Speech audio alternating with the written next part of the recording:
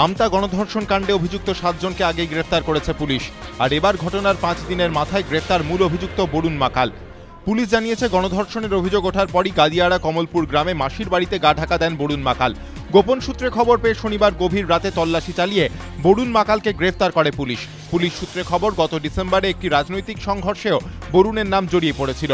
ধৃতকে রবিবার উলুবেড়িয়া মহকুমা আদালতে তোলা হয়। বরুণ মাকালের অবশ্য দাবি তাকে ফাঁসানো হয়েছে। মঙ্গলবার রাতে বরুণ মাকাল সহ 8 জন আমতার মুক্তিরচক গ্রামে বাড়িতে ঢুকে শাশুড়ি ও বৌমা 2 গৃহবধূকে ধর্ষণ করে বলে অভিযোগ।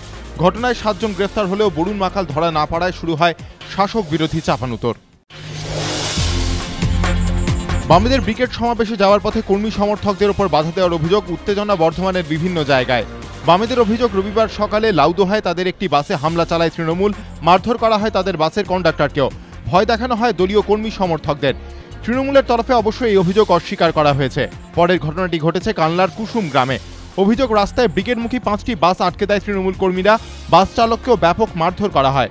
বাম কর্মীদের ব্রিগেডে যেতে বাধা দেওয়ার অভিযোগ উঠেছে। প্রতিবাদে সকালে বেশ কিছুক্ষণ কাশিমনগর গুসকরা রোড অবরোধ করে বিক্ষোভ দেখায় বাম কর্মী সমর্থকরা। যদিও তৃণমূলের তরফে এই সমস্ত অভিযোগ অস্বীকার করা হয়েছে।